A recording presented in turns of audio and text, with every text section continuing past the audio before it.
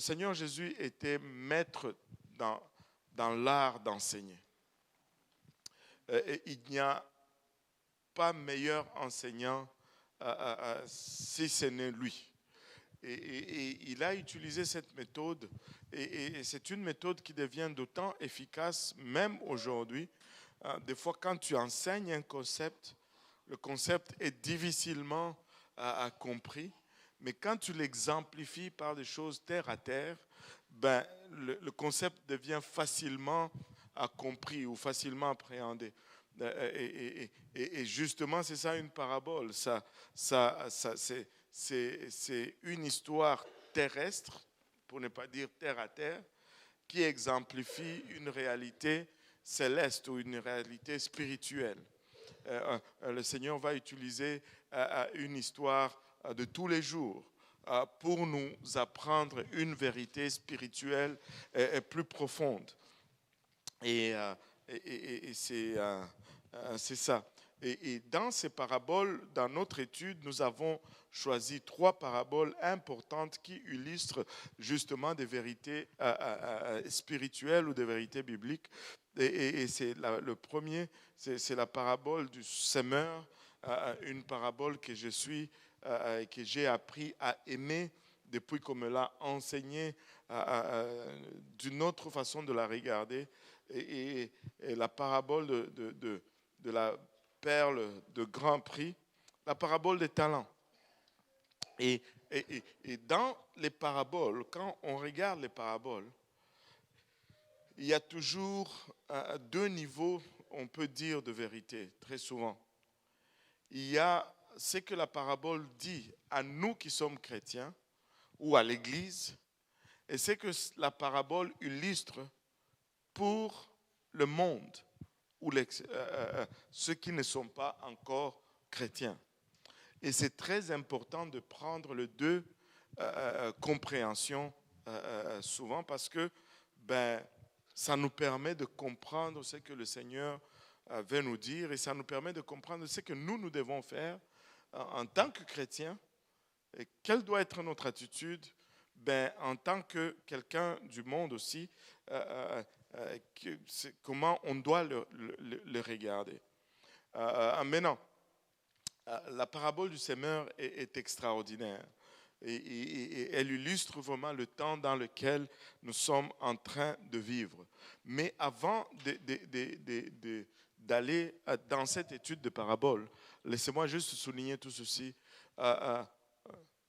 Dieu a une volonté, mais nous avons aussi nos volontés.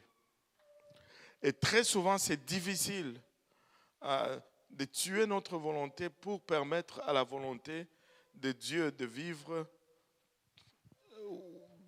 dans la plénitude.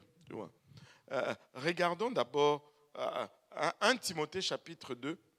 1 Timothée chapitre 2, si quelqu'un peut me le lire. 1 Timothée chapitre 2, versets 1 à 6. Pendant que je profite pour... Rémi, ça va?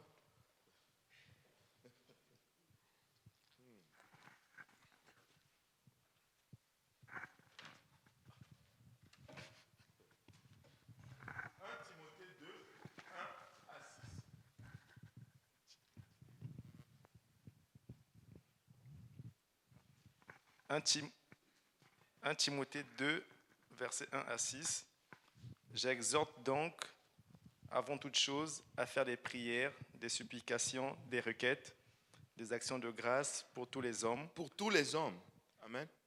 Pour les rois et pour tous ceux qui sont élevés en dignité, afin que nous menions une vie paisible et tranquille, en toute piété et honnêteté.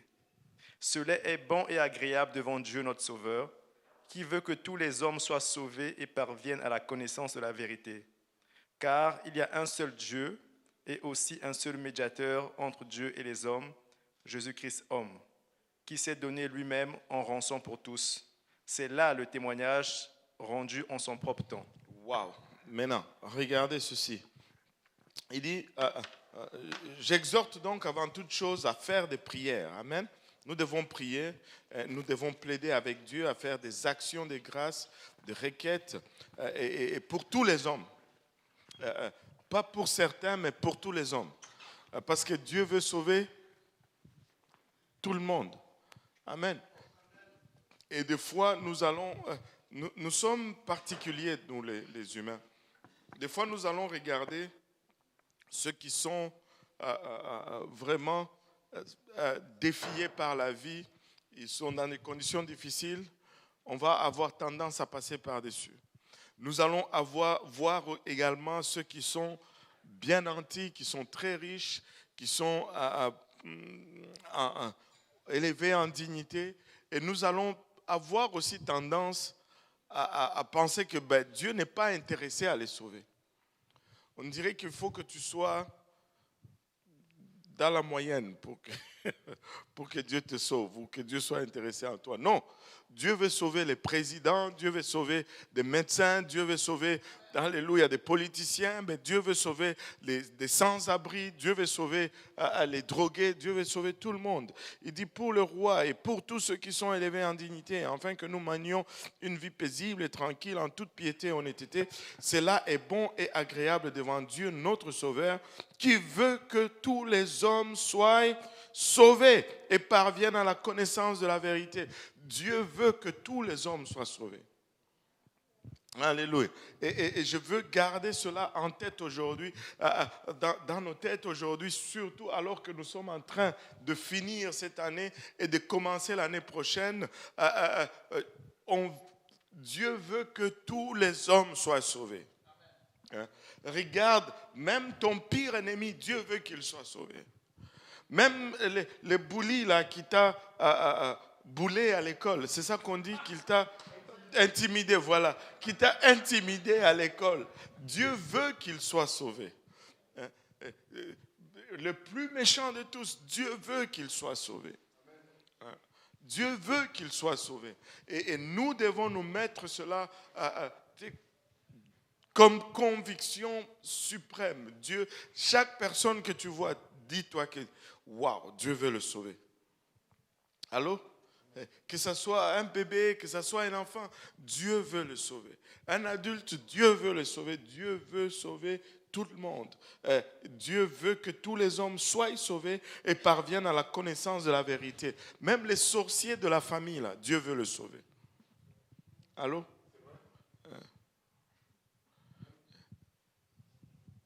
Pourquoi personne ne veut s'asseoir de ce côté-ci? Tout le monde se cache. Aïe, aïe, aïe. Pasteur, il a dit prochaine fois, mets les caméras de ce côté-ci. Tu vas voir que tout le monde aïe, aïe, aïe. Alléluia. Dieu veut que tout le monde soit sauvé. Et même le sorcier de la famille, Dieu veut qu'il soit sauvé. Alléluia. Il dit, car il y a un seul Dieu. Oh, nous aimons cela. Et aussi un seul médiateur entre Dieu et les hommes, Jésus-Christ, homme. Et regardez, si Dieu et Jésus étaient différents, il n'allait pas dire Jésus-Christ, homme. Allô? Parce qu'il est conscient que quand il nous dit qu'il y a un seul Dieu, un seul médiateur, quand il nous dit Jésus, nous allions soulever la question. C'est pourquoi il nous dit en tant qu'homme, il est le médiateur. Alléluia. Mais il est le seul et l'unique vrai Dieu. Alléluia, qui s'est donné lui-même en rançon pour nous tous. Et c'est là le témoignage rendu à son propre temps. Maintenant, Dieu veut que tout le monde soit sauvé. Amen. Dieu veut que tout le monde soit sauvé. Regardons maintenant Matthieu 13. Parabole du semeur. Ça, c'est une parabole, je ne sais pas pour vous, mais qui m'a donné des maux de tête lorsque je suis venu au Seigneur. Ça m'a tourmenté pendant un moment. Vraiment, ça m'a tourmenté pendant un moment. Et Matthieu 13, et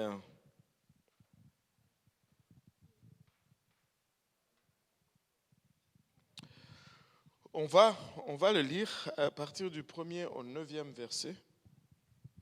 Ce même jour, Jésus sortit de la maison et s'assit au bord de la mer. Une grande foule s'étant assemblée auprès de lui, il monta dans une barque et il s'assit. Toute la foule se tenait sur le rivage. Il leur parla en parabole sur beaucoup de choses et il dit: Un semeur sortit pour semer. Comme il semait, une partie de la semence tomba dans le long du chemin. Un oiseau vint et la mangèrent. Une autre partie tomba dans les endroits pierreux où elle n'avait pas beaucoup de terre. Elle leva aussitôt parce qu'elle ne trouva pas un sol profond. Mais quand le soleil parut, elle fut brûlée et sécha, faute de racines. Une autre partie tomba parmi les épines. Les épines montèrent et l'étouffèrent. Une autre partie tomba dans la bonne terre. Elle donna du fruit, un grain 100, un autre 60, un autre 30. Que celui qui a des oreilles pour entendre, entende. Que celui qui a des oreilles pour entendre, entende. Et là, le Seigneur fait cet enseignement. Et pour nous, nous l'avions peut-être écouté déjà 10, 15 fois. Certains d'entre vous, 57 fois. Mais tu sais, c'est devenu simple. Mais imaginez-vous cette foule qui était là. Et c'était la toute première fois qu'ils entendaient cela. Sûrement, ils se sont regardés, ils se sont dit, mais de quoi est-ce qu'il parle? Où est-ce qu'il veut en venir avec cette histoire? Ben, le type est allé s'aimer, bon, ok, déjà, c'est quoi son problème à s'aimer sur le bord de la route? Tu sais, mettez-vous un peu à la place de ces Galiléens-là, qui sont en train de l'entendre. C'est cette histoire pour la toute première fois qu'elle est racontée. Et elle fait très étrange. Elle fait très étrange. Et les gens sont là pour l'écouter enseigner. Et puis, il balance cela. Et puis, il dit que celui qui a des oreilles pour entendre, entende. Waouh! Et là, les disciples étaient choqués. Ils disent, mais ça ne marche pas. Parce que ils pressentent qu'il y a quelque chose qui n'est pas clair dans l'affaire. Et là, les disciples s'approchent et lui parlent, Seigneur, c'est par compassion pour la foule. Et regardez le verset 10 au verset 15. Les disciples s'approchèrent et lui dirent: Pourquoi leur parles-tu en parabole? Jésus leur répondit: Parce qu'il vous a été donné de connaître les mystères du royaume des cieux et que cela ne leur a pas été donné. Car on donnera à celui qui a et il sera dans l'abondance, mais à celui qui n'a pas, on ôtera même ce qu'il a. C'est pourquoi je leur parle en parabole, parce qu'en voyant, ils ne voient point, et qu'en entendant, ils n'entendent ni ne comprennent. Et pour eux s'accomplit cette prophétie d'Ésaïe. Vous entendrez de vos oreilles, et vous ne comprendrez point. Vous regarderez de vos yeux, et vous ne verrez point. Car le cœur de ce peuple est devenu insensible. Ils ont endurci leurs oreilles et ils ont fermé leurs yeux, de peur qu'ils ne voient de leurs yeux et qu'ils n'entendent de leurs oreilles, qu'ils ne comprennent de leur cœur, qu'ils ne se convertissent et que je ne les guérisse. Wow! Moi, j'étais tourmenté par cette réponse pendant longtemps. N'est-il pas venu justement pour que, on l'a lu tout à l'heure, il veut sauver tout le monde. Mais là, il dit, bon, j'enseigne en parabole pour qu'ils ne comprennent pas, afin que je ne les sauve pas. Je ne sais pas pour vous, mais quand moi je suis venu au Seigneur, je n'étais pas aussi intelligent que vous. Fait que je comprenais à rien, comme on dit chez nous. Oui. Désolé, je parlais avec un de nos amis d'école du dimanche, il s'appelle Yann, et puis c'est d'où la question vient, est-ce que ça s'applique encore aujourd'hui? Est-ce qu'il y a certaines choses que, admettons, toi tu vas comprendre par exprès, comme quand tu évangélises, il y en a pour qui ils comprennent le salut facilement, genre ils sont déjà ouverts spirituellement, mais il y en a d'autres que c'est vraiment dur, que même ils sont complètement bloqués. Ouais, ça va arriver même aujourd'hui. Ça va arriver même aujourd'hui, mais le problème aujourd'hui, c'est que ça arrive à un autre niveau, en fait. Ça arrive plus, pas que ce qu'on dit est compliqué, mais parce que les gens pensent que c'est trop simple, en fait. Parce que le Seigneur nous a ouvert déjà les yeux.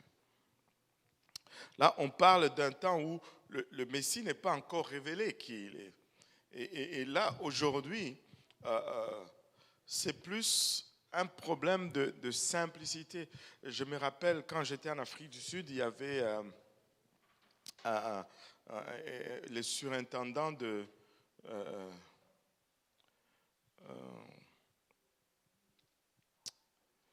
j'ai oublié. Le frère Stark, il était là.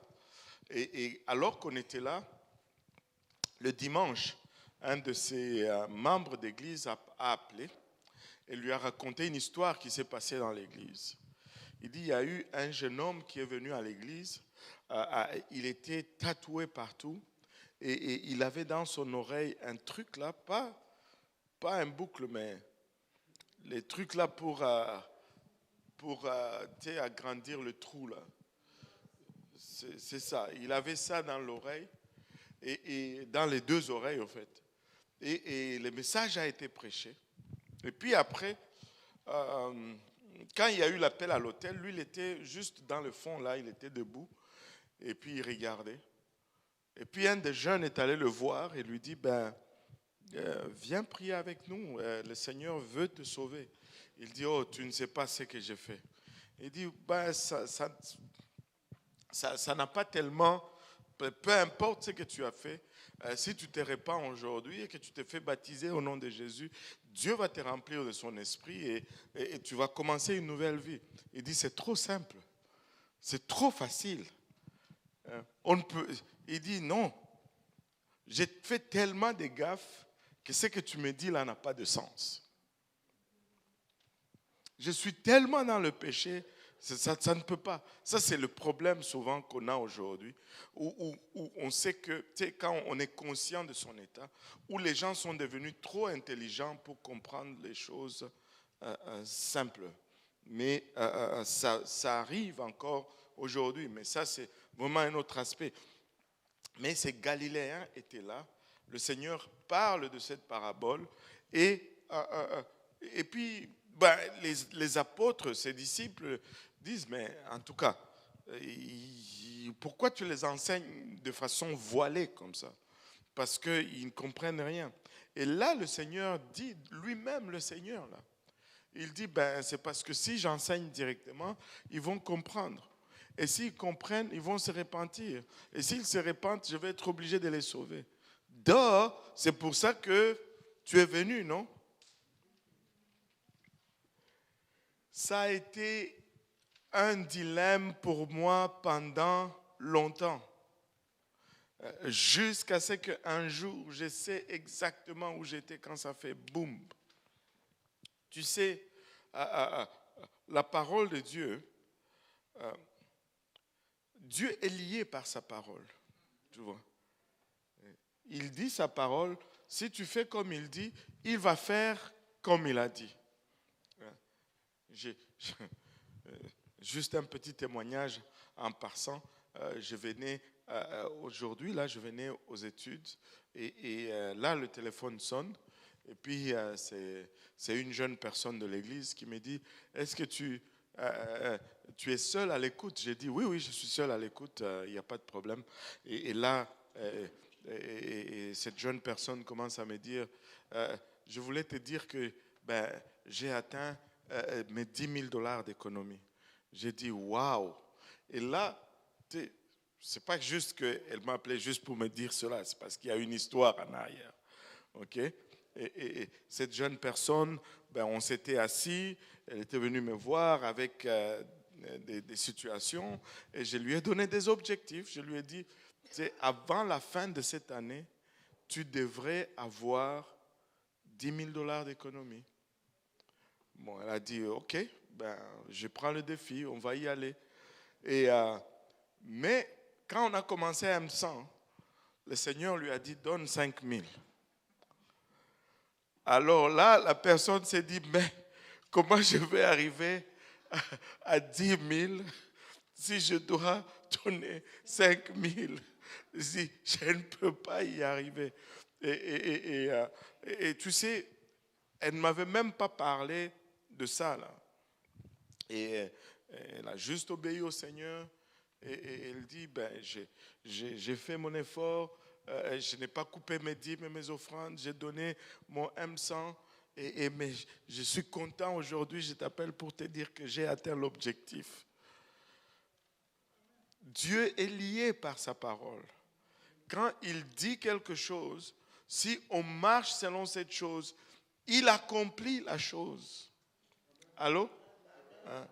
Maintenant, n'allez pas vous faire vos propres promesses et puis dire, ok, je vais donner $100, comme ça Dieu va me donner $1000. Non, ça ne marche pas comme ça. Reste fidèle. Amen.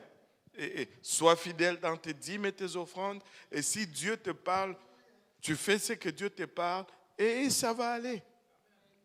Allô? Alléluia. Et c'est vraiment ça. Dieu est lié par sa parole. Et s'il dit quelque chose, il y a encore de la place ici, Maëva. Ah bon? Hein?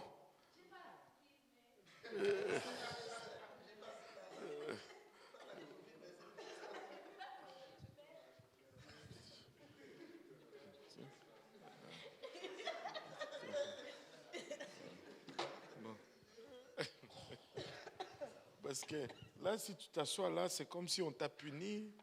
C'est comme si on ne t'aime pas. Hein? C'est comme si on est contre toi. En tout cas, nous, on ne veut pas avoir de problème. À chaque fois que je vois le trou là, je vais m'assurer que tu es bien traité, ok? Il y en a qui n'ont rien compris, ok?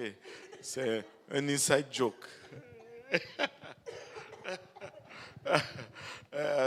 Bon, là vous comprenez, n'est-ce pas?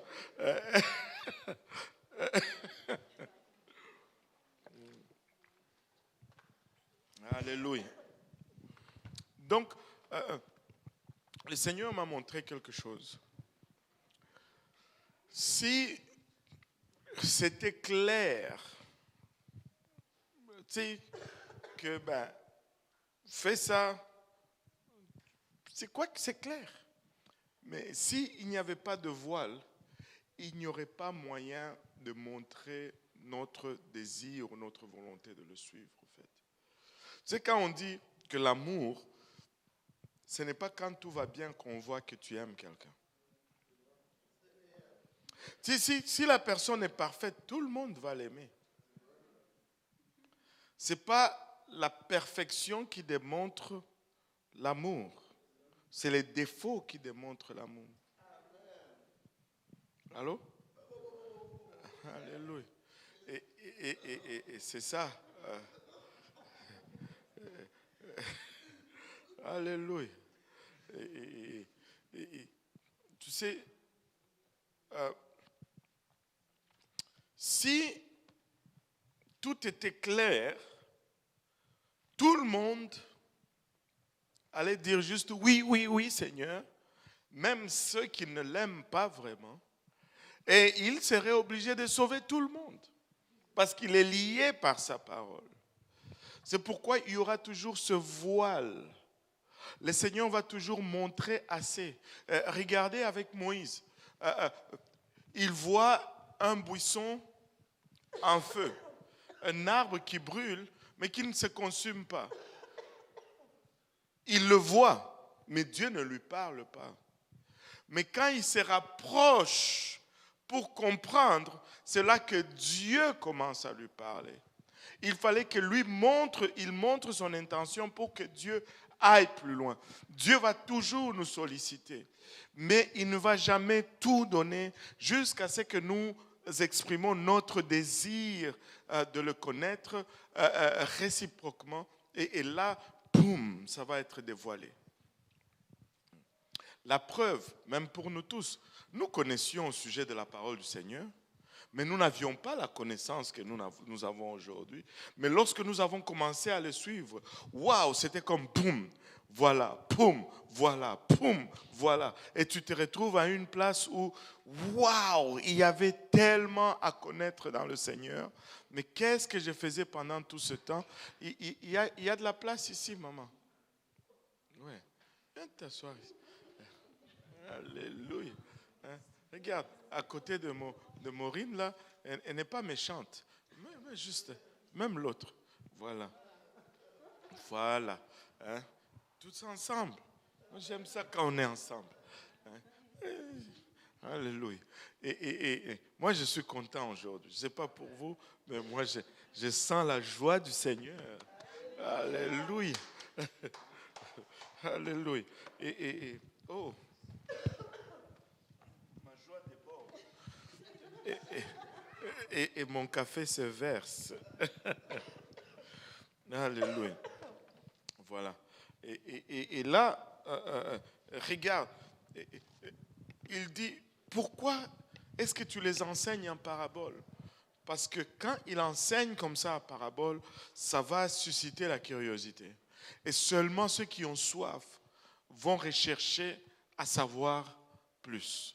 Mais ceux qui ont la tête ailleurs, ceux qui veulent devenir grands dans ce monde, ils vont se dire, ah, je n'ai pas de temps à perdre avec ça. Je m'en vais.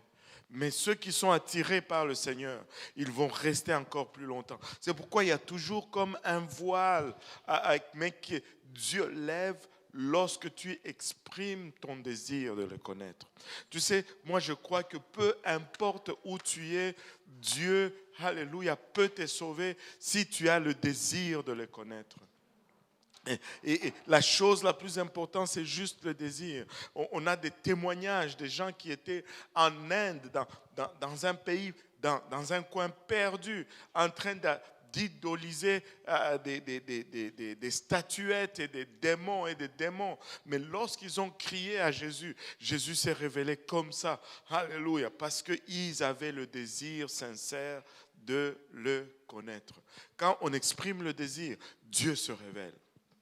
Alléluia. Et cela, quand Dieu donne une parabole comme ça, il sollicite notre désir. Êtes-vous intéressé par ceci? Et Jésus leur répondit, parce qu'il vous a été donné de connaître le mystère du royaume des cieux et que cela ne leur a pas été donné. Car on donnera à celui qui a et il sera dans l'abondance. Mais à celui qui n'a pas, on ôtera même ce qu'il a. Waouh, ça fait peur. Waouh. Ça fait peur. Nous devons vraiment être sérieux et intenses parce que même le peu qu'on a, si on veut blaguer, le Seigneur va le prendre. Amen. Et il dit, c'est pourquoi je leur parle en parabole, parce qu'en voyant, ils ne voient point, et qu'en entendant, ils n'entendent point. Et au verset 16, il dit, mais heureux sont vos yeux parce qu'ils voient et vos oreilles parce qu'elles entendent. Et je vous l'ai dit en vérité, beaucoup de prophètes et de juges ont désiré voir ce que vous voyez et ne l'ont pas vu, entendre ce que vous entendez et ne l'ont pas entendu. Savez-vous que nous sommes... Bon, les gens vont peut-être mal interpréter cela, mais ce n'est pas grave. Nous sommes les favoris de Dieu. Allô? Il n'y a rien de plus précieux de tout ce que Dieu a fait. Il n'y a rien de plus précieux que l'Église. L'Église, c'est le summum. L'Église, c'est sa femme. C'est son épouse. Waouh! Il dit, vous donc écoutez ce que signifie la parabole du semeur. Là, il va donner maintenant la signification de la parabole de 18 à 23 et là, on va la décortiquer. Vous donc écoutez ce que signifie la parabole du semeur. Lorsqu'un homme écoute la parabole du royaume et ne la comprend pas, le malin vient et enlève ce qui a été semé dans son cœur. Cet homme est celui qui a reçu la semence le long du chemin.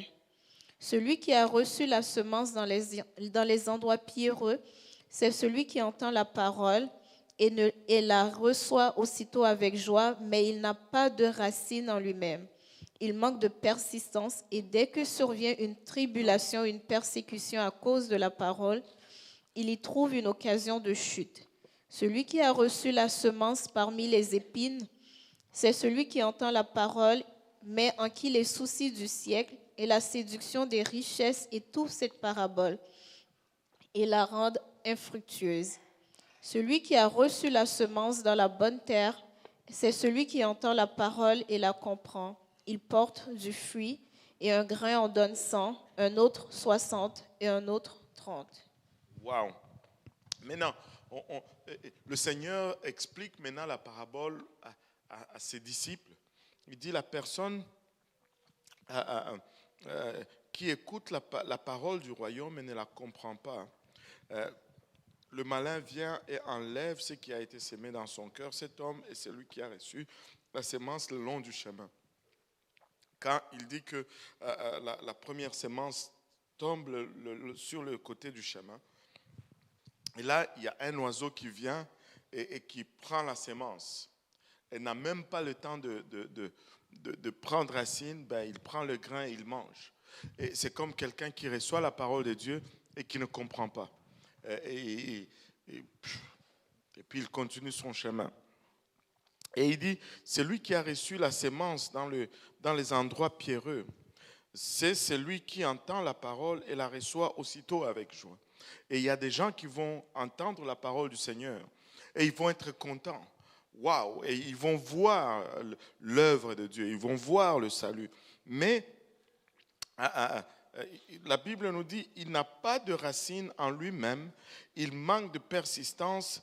Et dès que survient une tribulation, une persécution, à cause de la parole, il y trouve une occasion de chute.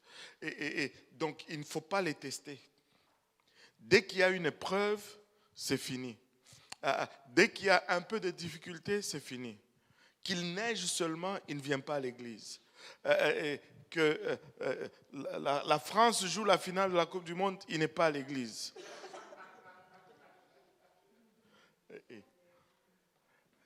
Et c'est donc, dès qu'on défie ses croyances, ben, on l'a perdu. Dès que il n'a plus d'emploi, ben, c'est la faute du Seigneur. Même s'il arrivait tout le temps en retard au travail. Et donc, toute raison est bonne pour abandonner le Seigneur. Il n'y a pas de racine. Ça a été juste superficiel. Et il dit, c'est lui qui reçoit... Oui. Une petite question, et là une petite question.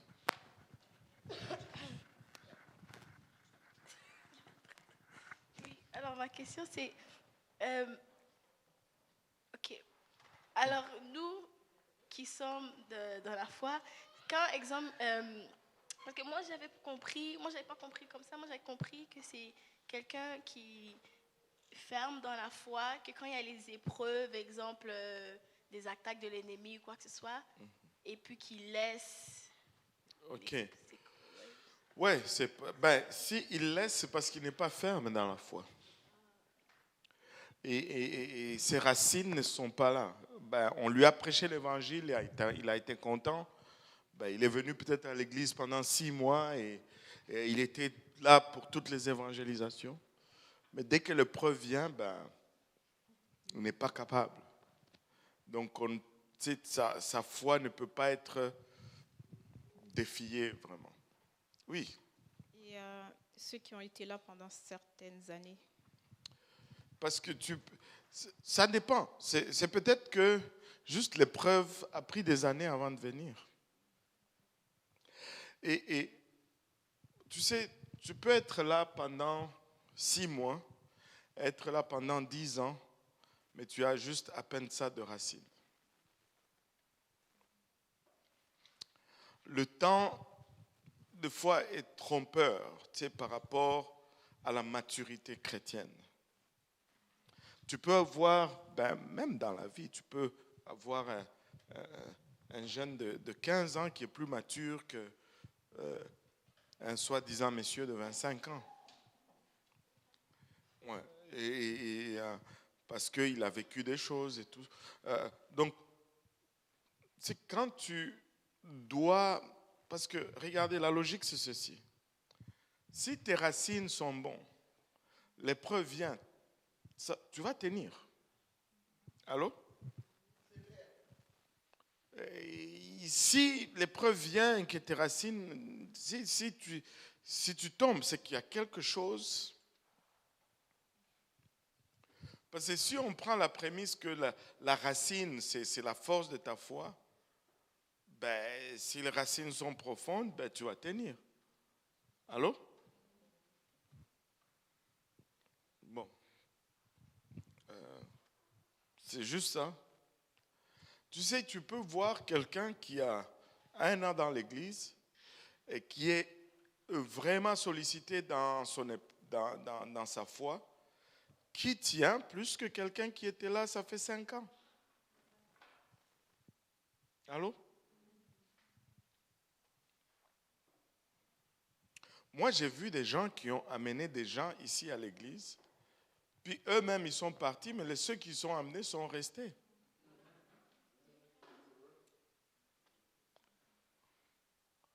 Parce que nous faisons beaucoup de choses. Des fois, nous faisons des choses. La motivation est...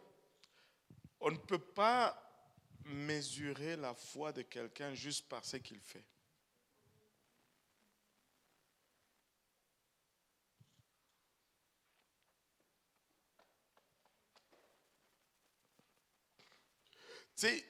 Nous avons été élevés dans ce système où on mesure le succès par les résultats visibles, la quantité. Mais Dieu regarde à la motivation. Dieu regarde à la motivation. Tu peux évangéliser plein, mais si tu évangélises pour être vu, quand l'épreuve va venir, là, ça va être dur. Tu vas en amener peut-être plusieurs, mais ta motivation n'était pas bonne. Tu n'as pas développé une relation avec le Seigneur.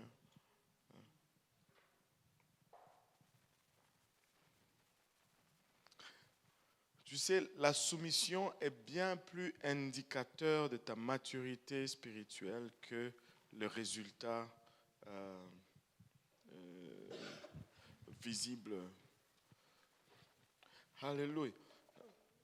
Oh boy. C'est du lourd aujourd'hui. Mais bon, regardez. Et dès que l'épreuve est venue, la plante a fané. Et il dit, celui qui a reçu la sémence parmi les épines, c'est celui qui entend la parole, mais en qui les soucis du siècle et la séduction des richesses étouffent cette parole et la rendent infructueuse. Celle-ci, là, elle est des fois, autant elle peut être claire, autant elle peut être subtile. Parce que c'est toujours présenté comme une bonne raison. Allô? Je dois travailler. C'est une bonne chose que je travaille. C'est une bonne chose que je fasse de l'argent. Allô? Tu sais, on a tous besoin de l'argent pour vivre, pour payer nos factures et faire ce que nous avons besoin de faire. Mais le piège là-dedans, c'est notre satisfaction. Quand l'argent... Écoutez,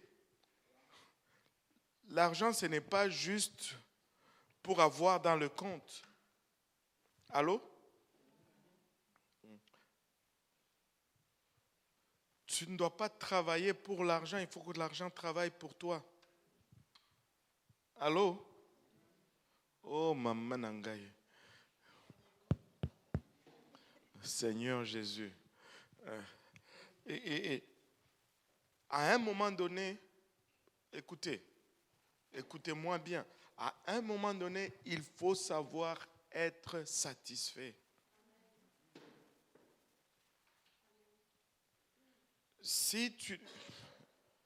L'argent, c'est dangereux, là. C'est la chose qui fait le plus compétition à Dieu dans notre vie, c'est l'argent. La parole de Dieu ne nous dit pas tu ne peux pas servir deux maîtres, Dieu et le diable. Non, il dit tu ne peux pas servir deux maîtres, Dieu et maman. Moula, moula. Il y a des vies qui sont détruites. Tu sais, quand on a commencé l'œuvre francophone, je me rappellerai toujours, je pense que c'était la toute première conférence francophone. Il y avait une famille de Trois-Rivières qui est venue, un jeune couple, assez jeune couple, qui était à Trois-Rivières. Ils sont venus, tu sais, c'était leur début à être exposés à la parole. La maman croyait, mais le papa était un peu sceptique. Ils sont venus pour la conférence francophone. Mais je me rappelle le service de samedi matin. Le monsieur, il priait à l'autel. Il était à genoux comme ça à l'autel, du côté des hommes, là. Mais quelque chose, c'est comme si quelque chose l'a frappé. Il était à genoux. Mais de là où il était, il a fait un bond sur ses genoux. Il a fait un bond. Whoop, poum. Et il a commencé à parler en langue. Et il était comme une explosion. Et puis il s'est levé. Oh, je les vois, ils sont là. Et il s'appelait Pierre. Et il était comme, tu sais, quelqu'un qui est tellement excité. Tu sais, Dieu lui a ouvert les yeux.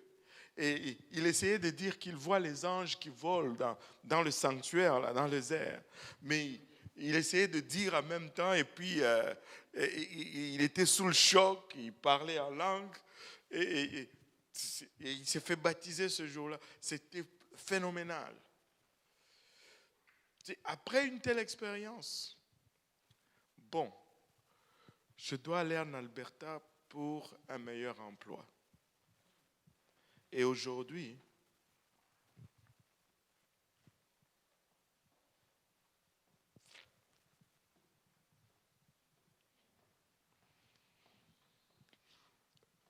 regardez, ne faites jamais, alors jamais cette erreur. Oh, je vais aller là parce que j'ai un meilleur emploi. Non, non, non, non. Je vais aller là parce que Dieu m'appelle là. C'est Dieu qui donne. C'est Dieu qui donne. N'hypothèque pas ton salut parce que l'argent. C'est les soucis du monde. Je dois avoir une meilleure voiture. Je dois avoir une meilleure maison. Je dois avoir des beaux vêtements. Oh, moi, Seigneur Jésus, il revient bientôt là. Et les voitures, on va les laisser. Et les maisons, je préfère monter au ciel au son de la trompette que rester conduire une meilleure voiture au milieu de la tribulation. Allô? Et que le souci du monde, il y a certaines personnes, je vous dis, tu regardes certaines personnes, ils sont distraits par le gain. Ils sont littéralement distraits par le gain. Il faut faire l'argent. Oh. Anyway. Il faut aller au ciel. Il faut aller au ciel. Il dit, il ne faut pas laisser les soucis du monde nous éloigner de la parole de Dieu. Maintenant, et là, on peut mettre même dans cette catégorie ceux qui sont longtemps dans l'église. Il y en a qui vont être longtemps dans l'église, ils vont galérer, et puis après ils vont dire, je vais chercher l'argent parce que là, j'ai attendu, mais Dieu n'a pas fait.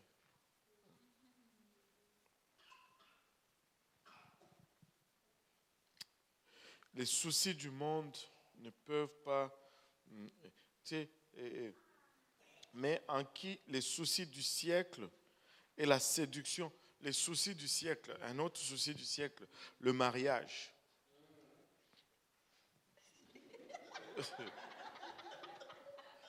Tu sais, savez-vous qu'il y a certaines personnes qui commencent à remettre en question les standards de la parole de Dieu pourvu que je me trouve un mari. Ça, c'est dangereux, là. Je préfère aller au ciel célibataire. Alléluia. Tu sais, je ne sais pas. Laissez-moi être un peu lousse, là. Hein. Il faut juste être bien avec le Seigneur. Tu sais, et de toutes les façons, si tu n'es pas bien tout seul avec le Seigneur, tu ne seras jamais bien dans le mariage. Tu ne vas jamais y arriver.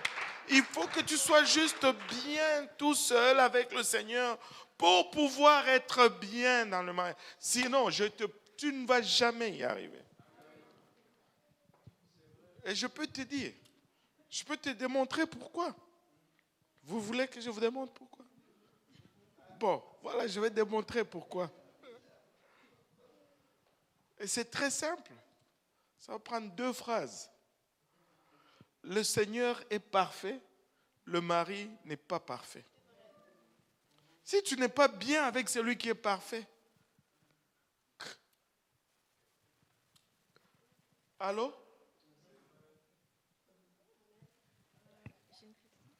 Ah, oui, pose ta question, maman. Oui, ben, elle va poser d'abord et puis, oui. Oui, pose la question. Dans quel sens être bien avec Dieu? Que je suis dans la joie, que je me marie, que je ne me marie pas. Je ne veux pas développer une amertume à cause de cela, parce que j'ai le Seigneur. J'ai le Seigneur. Tu sais, il y en a qui sont mariés et qui souhaitent qu'ils n'étaient jamais mariés.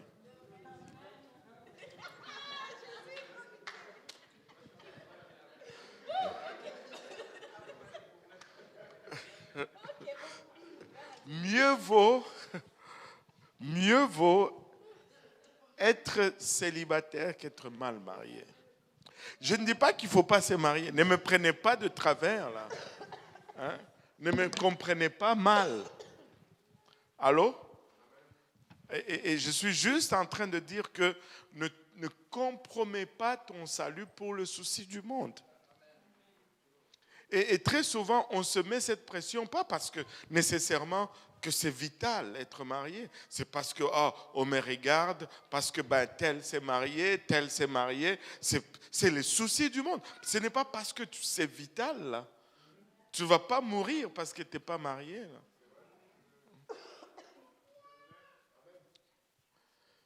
Tu sais, j'ai regardé, je ne sais pas si je dois raconter ça. J'ai regardé, c'est pas vital, j'ai regardé un petit clip et c'était un débat entre les féministes et les autres. Comment on les appelle? Les pas féministes. Les normales, voilà.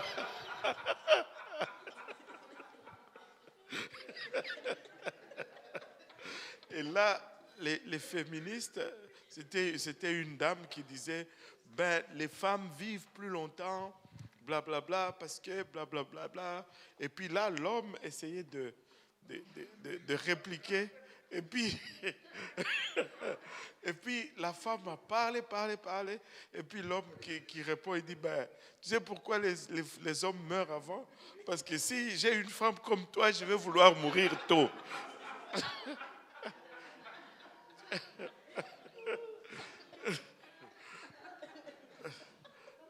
Et j'étais comme maman, c'est dur là, ça joue dur dehors là, je vous dis. Et anyway, tu sais, si tu n'es pas bien, juste bien avec Dieu par toi-même, c'est garanti, tu ne vas pas être heureux dans le mariage, ni heureuse. Tu sais, regarde, il y en a qui vont se marier, mais après le mariage, bon, oh, je n'ai pas d'enfant. Et ça va développer l'amertume. Bon, ok, on veut avoir un enfant, mais il ne faut pas développer l'amertume. Il ne faut pas. J'ai vu, laissez-moi vous dire, on avait un couple ici qui était la sœur Hélène. Je ne sais pas si vous vous rappelez de la sœur Hélène. C'était l'ancienne secrétaire de l'église ici. Tu sais, ces couples-là, je les ai toujours regardés avec beaucoup d'admiration. Ils étaient mariés, ils n'ont pas pu avoir d'enfants, mais ils ont servi le Seigneur et ils continuent à servir le Seigneur aujourd'hui dans leur vieillesse. Tu ne sens pas d'amertume. Est-ce qu'ils n'ont pas voulu? Ok, si, ils ont voulu. Qui ne veut pas? Mais c'est toujours notre cœur, notre attitude par rapport à cela. Et soyons bien juste avec Dieu. Ne laissons pas les soucis du monde altérer notre relation ou affecter notre relation avec Dieu.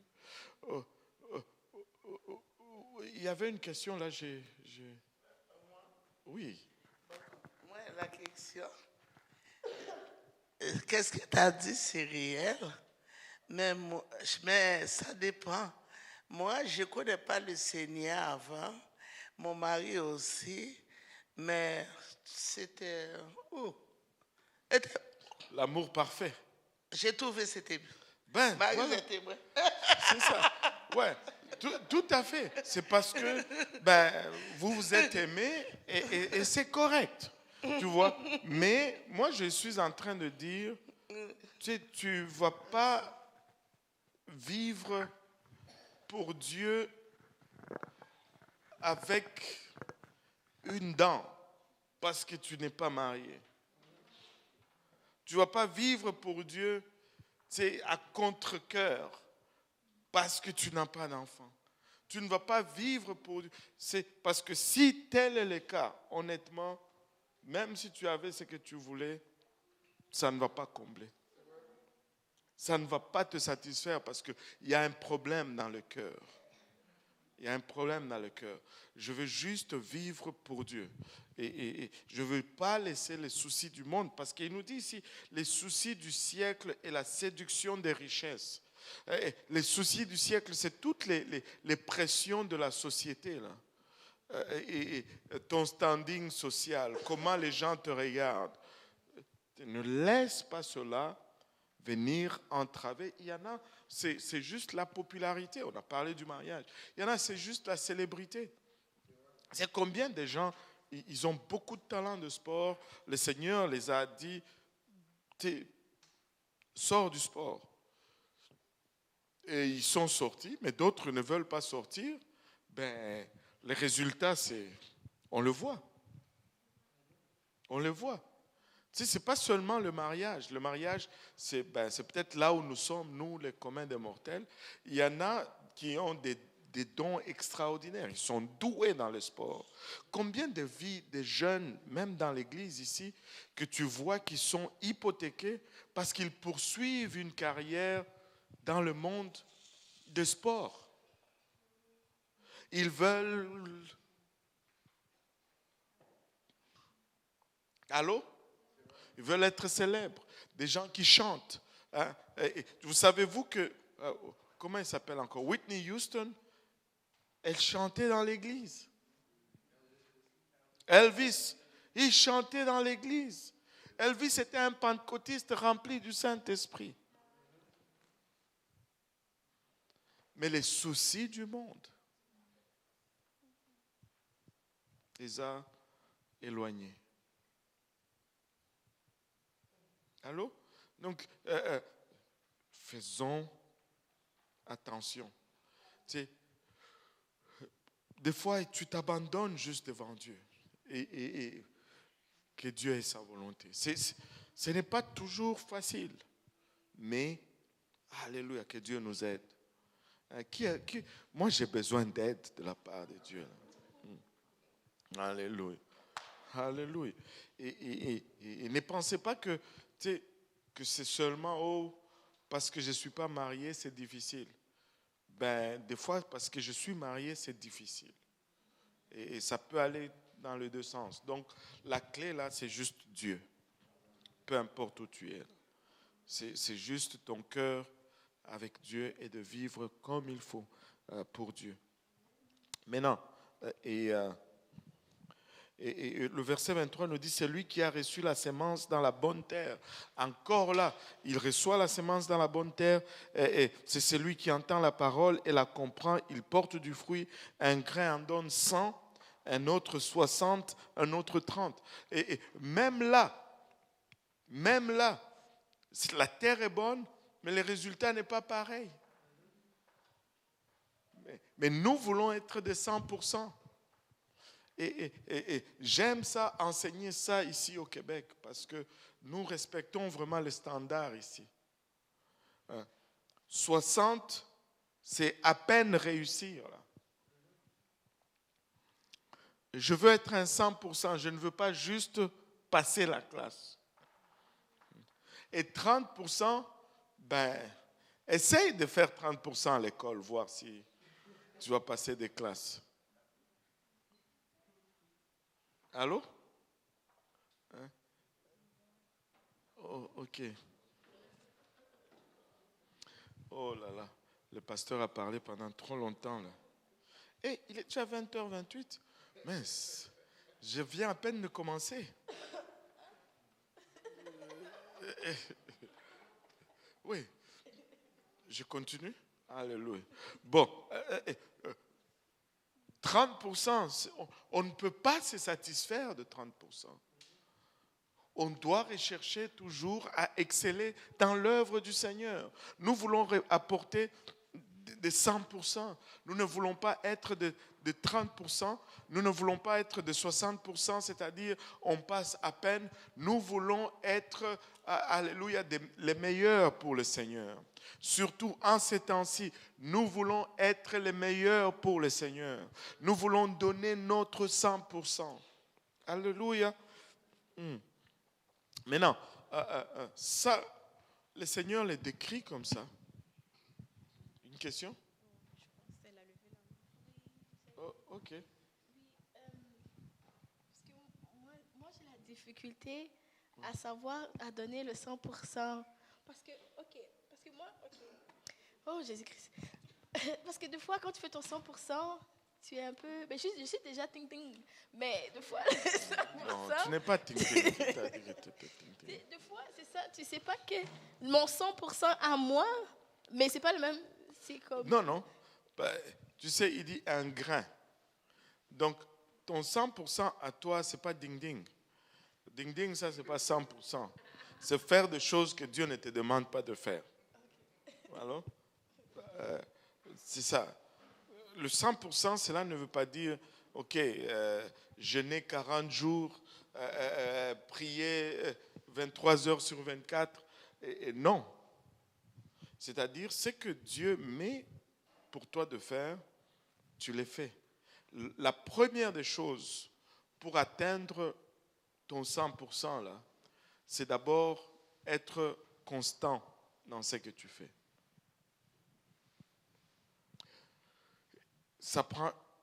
Tu dois rechercher la constance et la régularité.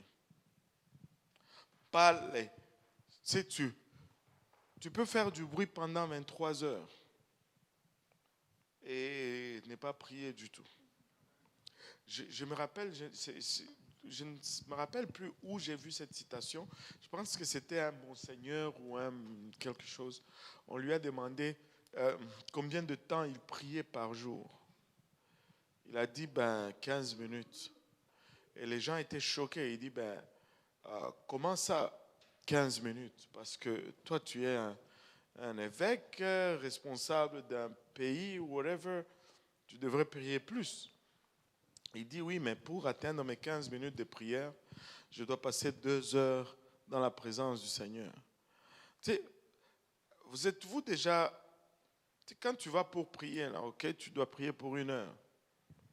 Je ne sais pas pour vous, mais quand tu entres dans la prière, les 5-10 premières minutes, tu dois oublier ce que tel frère a dit. Tu dois... Alléluia, alléluia. Demain, j'ai un examen. Alléluia, alléluia. La sœur telle a dit, alléluia, alléluia.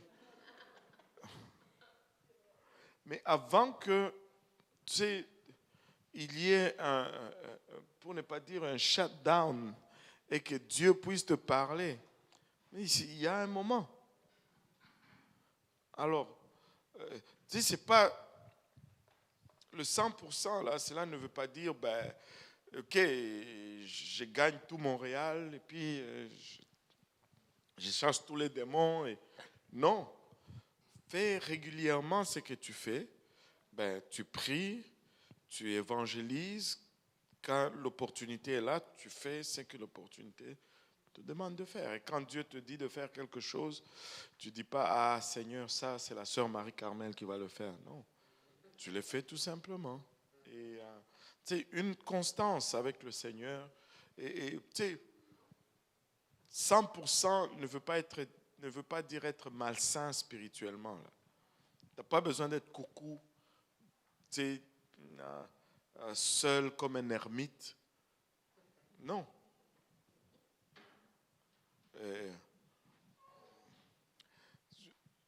Regardez. Il y en a qui sont appelés à vivre des vies bizarres. Mais ce n'est pas tout le monde. Tout le monde n'était pas Jean-Baptiste à son époque. Ça en prenait un, Dieu l'a appelé pour faire ça, c'était ça son 100%. Mais Dieu ne t'appelle pas toi à manger des sauterelles et du miel tous les jours.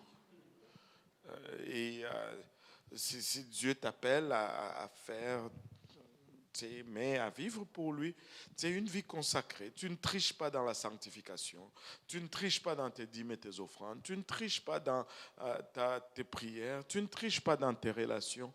C'est ça le 100%. Tu invites les gens à l'église, tu vis une vie de chrétien normale et productive, sans le ding-ding. Amen. Alléluia. Et maintenant, on va inverser tout ceci pour conclure, parce que là, on a parlé de ce que ceux qui ne connaissent pas le Seigneur, c'est quoi leur réponse par rapport à cette parabole. Là, on a parlé de terre. On a parlé de différentes terres. Amen. Mais il y a un homme de Dieu qui nous a montré toute une autre signification à cette parabole, c'est-à-dire il nous a parlé du semeur. On a parlé de la terre, mais oui, une fois nous étions la terre, alors que Dieu a essayé de nous joindre et que nous avons reçu la parole de Dieu. Mais une fois que nous avons reçu la parole de Dieu, à un moment donné, nous devenons le semeur. Parce que Dieu nous appelle à aller et à s'aimer cette parole à gauche et à droite. Maintenant, comme semeur, quand tu y arrives sur le bord du chemin, qu'est-ce que tu fais avec ta sémence? Tu ne jettes pas seulement la sémence et tu pars. Parce qu'il y aura des oiseaux qui vont venir. Parce qu'on ne trouve pas la bonne terre en tout le temps. Les bonnes terres sont devenues très rares aujourd'hui. Très, très rares. Extrêmement rares. Alléluia. Maintenant, quand tu trouves un côté de chemin, tu ne jettes pas ta sémence tout simplement. Mais une fois que tu poses ta sémence, tu restes là. Tu t'assures de bâtir un petit enclos autour de cette sémence. de sorte à protéger cette semence quand l'oiseau va venir, que l'oiseau ne puisse pas atteindre cette semence. En d'autres termes, si on veut avoir le résultat, ça va prendre plus de travail de notre part, alléluia, pour voir un résultat sur le bord de chemin. Amen. Ça va prendre un peu plus de nous, mais nous pouvons avoir les résultats même sur le bord de chemin. Et il parle de terre pierreux. Et cet homme de Dieu, qu'est-ce qui a déclenché un peu cette compréhension? C'est qu'il a été visité en Israël. Et ils ont passé à travers des champs des oliviers. Et si vous allez là-bas, j'ai fait plein de photos et de vidéos pour démontrer cela, parce que ça, c'était une des choses que je voulais vérifier quand je suis allé là-bas. C'est que tu vas trouver des champs et des champs des oliviers sur des bancs de roches. Tu te dis, mais comment ils ont fait pour planter ces arbres sur ce rocher? Je peux vous montrer des vidéos. Il y a beaucoup de roches. Beaucoup de roches. Et tu trouves des champs des oliviers, mais sur des bancs de roches. Tu te dis, mais comment ils ont fait? Quand ils sont arrivés là-bas, alléluia, il n'y avait rien dans cette partie du monde. Personne ne voulait faire l'effort pour exploiter cette terre. Et ils ont essayé de s'aimer, ça n'a pas poussé. Mais ils ont pris des perceuses, ils ont pris des marteaux-piqueurs, ils ont fait des trous dans le rocher. Ils ont mis la semence en dessous de la roche, de sorte que quand elle a commencé à pousser, elle a pris racine dans la terre en dessous de la roche. Et l'arbre a monté à travers ce petit trou et l'arbre est sorti au dehors. Elle a commencé à grandir. Et tranquillement, l'arbre brise le rocher alors que ses racines sont en dessous du rocher, en dessous de la terre. Laisse-moi te dire, alléluia, Dieu veut que tous soient sauvés. Alléluia, même les bords de chemin, Dieu désire qu'ils soient sauvés. Même, alléluia, les terres rocailleuses, Dieu veut qu'ils soient sauvés. Alléluia, cela ne signifie pas qu'on les abandonne. Cela demande tout simplement plus d'efforts de notre part. Mais si nous y mettons l'effort, Dieu va les sauver également. Si nous travaillons, alléluia, Dieu va les sauver également. Il y a de ces gens, ça va prendre plus d'efforts pour les voir sauvés que d'autres. Il y a de ces gens, ça va prendre notre argent. Il y a de ces gens, ça va prendre nos voitures. Il y a de ces gens, ça va prendre nos maisons. Alléluia. Combien on a hébergé chez le frère Yannick pour qu'il soit sauvé. Et oui, on en a hébergé qui ne sont même pas sauvés. Et des fois, je regarde certains, je dis, frère Yannick, lui, tu devais les chasser maintenant. Mais bon, alléluia. Et parce que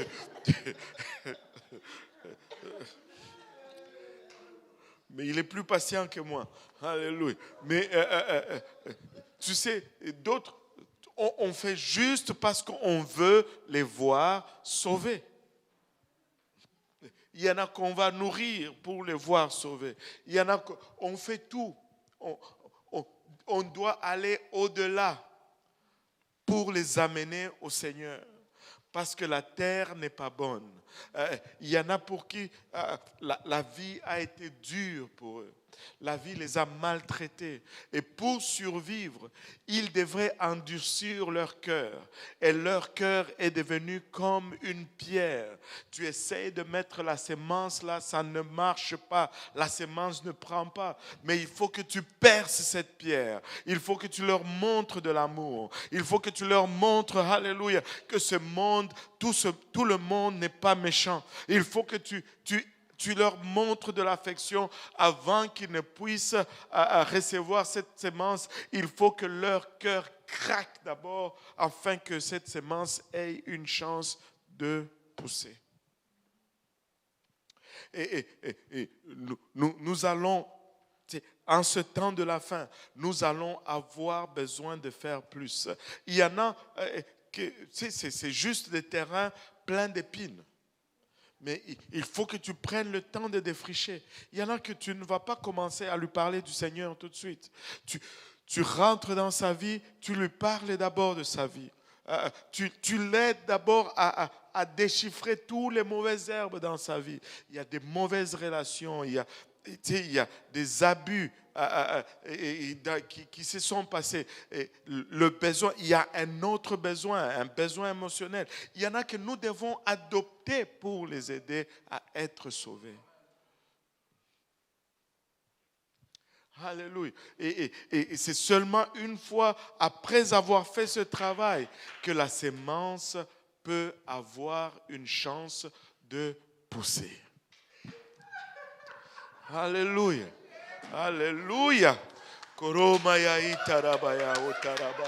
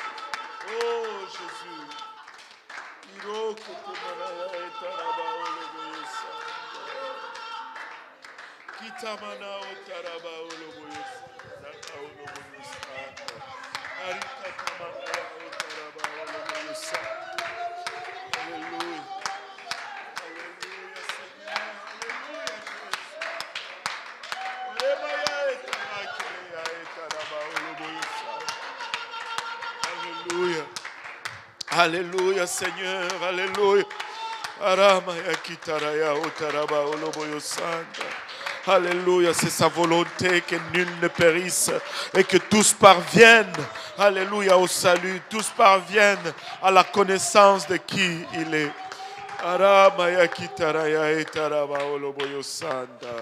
Alléluia. Alléluia. Mais c'est à nous, l'Église, de nous lever, alléluia, et de se montrer à la hauteur et à la tâche de l'appel que nous avons aujourd'hui. Alléluia. Le monde est loin. Il y a beaucoup d'abus. Les bonnes terres sont rares. Les bonnes terres, on ne les retrouve plus vraiment. Mais Dieu veut sauver tout le monde. Dieu veut sauver tout le monde. Mais allons-nous être assez patients pour travailler avec chaque type de terre? Allons-nous être assez patients, alléluia, pour travailler avec chaque cas que le Seigneur va nous envoyer? Et laissez-moi vous dire, je l'ai ressenti tellement intense en début de ce service.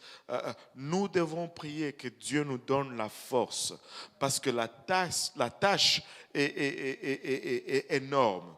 Et Dieu veut nous donner un grand réveil. Mais nous avons besoin à chaque fois que tu vas avoir besoin de te ressourcer, ressource-toi, parce que tu vas en avoir besoin. Ce n'est pas le moment d'être distrait. Il faut oublier son propre image. Il faut arrêter juste d'essayer de soigner son image. Il faut faire le travail de Dieu. Il faut faire le travail de Dieu. Et le Seigneur revient très bientôt. Il revient très bientôt. Ce n'est pas l'argent qu'on sauve qui va faire la différence. Laissez-moi vous dire ceci. Je vous ai déjà partagé ceci, mais je vais le dire encore. Quand l'Église est née, l'an 33 à peu près, les gens ont vendu tout ce qu'ils avaient et ils ont donné aux apôtres. Ils n'avaient plus rien. Mais savez-vous quoi? À peine 30 quelques années plus tard, les Romains sont venus. Ils ont tout détruit. Ils ont rasé le temple. Ils ont rasé Jérusalem. Et le peuple d'Israël a cessé d'exister comme peuple en l'an 70. Tous ceux qui ont gardé leurs biens l'ont perdu. Tous ceux qui ont pu vraiment le conserver, c'est ceux qui avaient donné tout à Dieu. C'est ceux qui avaient donné tout à Dieu. Et nous sommes dans un moment où nous devons juste être radicaux pour le Seigneur. Et j'étais en train de méditer là-dessus aujourd'hui parce que j'ai fait un voyage à Ottawa. Je suis allé chercher le passeport d'une dame qui va aller au Congo pour 6 mois. Elle est de l'église du pasteur Pablo. Et quand pasteur Pablo devait partir, elle a eu à cœur d'aller avec lui et de le soutenir. Cette dame a pris 1 année sabbatique de son travail pour aller.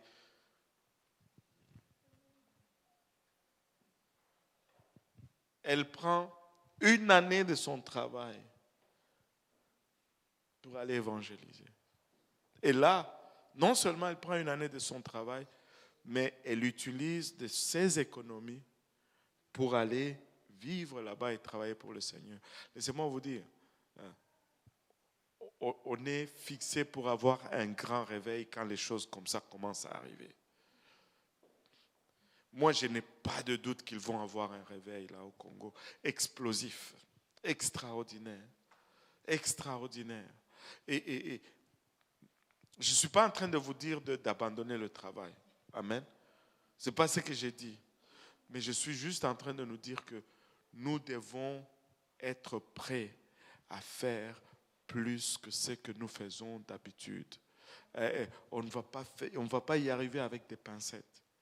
On doit plonger dans l'œuvre et on doit tout donner. Dieu va faire. Dieu va faire et Dieu veut faire. C'est la volonté de Dieu que tous soient sauvés. Tous, sans exception. Certains d'entre nous vont être appelés à parler à des grands dirigeants. Mais n'ayez pas peur.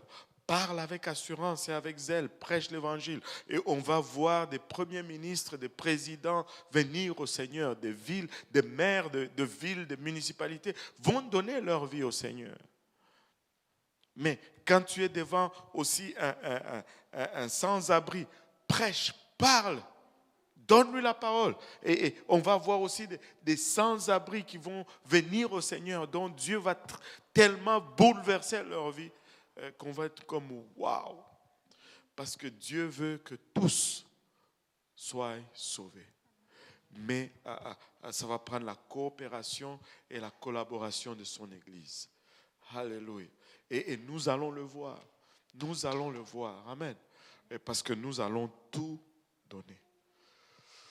Nous allons tout donner. Nous n'allons pas être distraits. Le Seigneur revient très bientôt. Le Seigneur revient très bientôt. Quand, mon voyage en Israël n'a fait que m'endurcir sur ma croyance que le Seigneur revient très bientôt. J'ai vu des choses, j'ai vu le chandelier d'or. Déjà, le chandelier est fait à grandeur nature, 1500 kilos d'or. Et fonctionnel. Hein? Et ils ont l'huile, ils ont les parfums pour l'encens, la table, plutôt l'autel de parfum, la table pour le pain de proposition. Ils ont déjà tout cela. Et fait selon les directives de la Bible. J'ai vu la robe du souverain sacrificateur. Quand tu sais, il y a un institut en Israël, beaucoup de gens vont aller là-bas, mais ils ne vont pas aller dans ces endroits-là. Ça s'appelle Temple Mount Institute. C'est une organisation qui est dédiée à restaurer toute l'adoration selon les sacerdoces aaroniques. Et ils ont déjà une base de données avec des gens selon leur ADN qui ferait partir de la lignée de Aaron. Ils ont les vêtements du souverain sacrificateur avec l'éphod et toutes les pierres précieuses dans l'éphod, la plaque en or que le souverain sacrificateur porte sur sa tête, qui est écrit sainteté de sainteté, tout. Ils ont tout. Tout est fait. Ils ont même élevé des insectes qui produisent les soies de différentes couleurs pour reproduire tout ce que Dieu demande pour la construction du temple et du tabernacle. C'est phénoménal. C'est phénoménal. Tous les ustensiles. J'ai vu même, des fois, on ne fait pas attention quand on étudie notre Bible. Il y a beaucoup de petits détails, comme les pots de mesure dont on se servait dans le temple, les pelles pour enlever le cendre de l'autel des holocaustes. Et ils ont déjà tout cela. Ils sont dans le détail. Ils sont dans le détail. Ils sont dans le détail. Et c'est maintenant. C'est maintenant. Amen. Et nous allons être des bons semeurs. Amen. Nous n'allons pas juste jeter notre semence. Nous allons prendre le temps avec chaque terre. Amen. Alléluia. Nous allons juste prendre le temps avec chaque terre. Alléluia. Et sur ce, je pense que on va s'arrêter pour aujourd'hui. Est-ce qu'il y a des questions?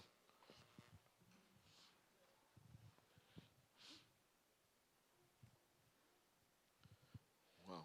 On a déjà posé toutes les questions. Il n'y a que Joquebet qui a une question parce qu'elle a levé le bras. Alléluia. Mais s'il n'y a pas de questions, j'aimerais qu'on prie juste pour un moment d'abord, avant de clôturer, que le Seigneur nous aide, que le Seigneur nous sonde, que le Seigneur nous rencontre là où nous sommes, avec nos luttes existentielles, avec nos luttes d'apparence, d'image, avec nos luttes de société, et que le Seigneur nous aide à juste être parfaits, à ressembler ce qu'il veut que nous ressemblions, afin que nous puissions être ajustés parfaitement dans son Église et qu'il puisse faire avec nous exactement ce qu'il désire. Alléluia. En élevant nos voix tous ensemble, Seigneur. Papa, nous te sommes infiniment reconnaissants du privilège que nous avons, Papa, de faire partir de ton œuvre, Seigneur. Papa, toi qui nous as appelés, Seigneur, alléluia. Tu nous connaissais, Papa, alléluia, et tu nous connais encore aujourd'hui. Nous venons nous abandonner devant ton trône de gloire, Papa.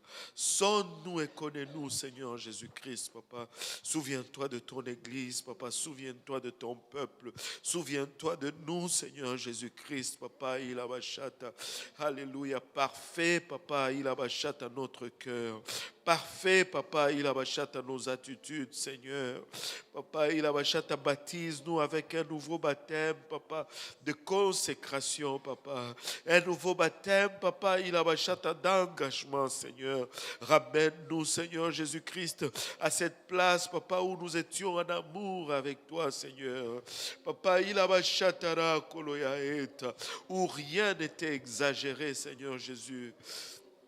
Papa, apprends-nous, Papa, à nous ressourcer dans ta présence, Seigneur. Papa, baptise-nous, Seigneur Jésus-Christ, Papa, ilabachata, avec un nouveau baptême, Papa, ilabachata, de ta présence et de ton onction, car seule ton onction, Papa, peut accomplir ce que tu désires accomplir avec nous, Seigneur. Alléluia, ne nous laisse pas nous appuyer sur nous-mêmes, Papa. Ne nous laisse pas nous appuyer sur nos habilités, Seigneur. Ne nous laisse pas nous appuyer, Papa, il abachata, sur nos moyens, Seigneur. Nous voulons nous appuyer sur toi, Seigneur Jésus-Christ. Oh, Papa, tourne ton regard vers nous, Seigneur. Alléluia, tourne ta face vers nous, Seigneur. Et assiste-nous, Papa, il abachata. Assiste-nous, ô Éternel, Alléluia. Assiste-nous, Seigneur Jésus, il abachata.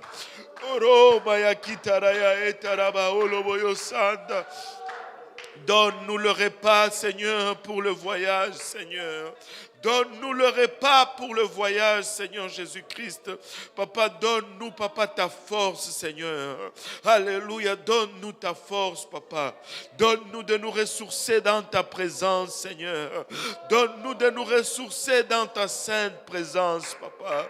Ikaramaya etaraba oloboyo sanda. Ikaramaya etara kolomaya itaraba oloboyo sanda. Iramaya kotaraya etaraba oloboyo sanda. Aremaya itara koloya eta. Aide-nous, Papa, ilabashata, à gérer nos priorités, Seigneur. Papa, il a bachata raba oloboyo sanda. Ekete manaya etaraba oloboyo sanda. Donne-nous la force, Papa, pour le voyage, Papa. Que ton onction, Papa, il a bachata, soit notre part, Seigneur. Alléluia. Ne nous laisse pas nous appuyer sur notre sagesse. Ne nous laisse pas nous appuyer, Papa, sur nos habilités. Papa, donne-nous de nous appuyer, Papa, sur ta sagesse. Aramaya kitaraya eta. Ketemanaya etaraba oloboyo sanda. Keremaya itara koloya itaraba oloboyo sanda. Kiramaya etaraba oloboyo sanda. Koromaya itara keleya eta. Oh, Papa, donne-nous d'atteindre le plein potentiel. Alléluia. Plusieurs d'entre nous, le Seigneur attend encore. Alléluia. Lorsque nous allons atteindre ces niveaux de consécration, afin que notre plein potentiel puisse être révélé et atteint dans sa présence. Alléluia. Mais plusieurs choses nous distraient. Alléluia. Les reconnaissances mondaines nous distraient. Les soucis de ce monde nous distraient. Père, nous voulons te mettre en priorité aujourd'hui. Nous voulons te mettre en priorité aujourd'hui. Koromaya itaraba oloboyo sanda. Koromaya itara koloya eta. Oh Jésus. Gloire au nom de Jésus. Gloire au nom de Jésus. Alléluia. Alléluia, Seigneur. Karimaya itaraba oloboyo sanda. Alléluia, gloire au nom de Jésus. Alléluia, Seigneur. Que le Seigneur vous bénisse, que le Seigneur vous fortifie. Moi, je suis sûr que le Seigneur va faire de grandes choses. Amen. Alléluia. Est-ce que le doyen peut maintenant nous conclure en prière?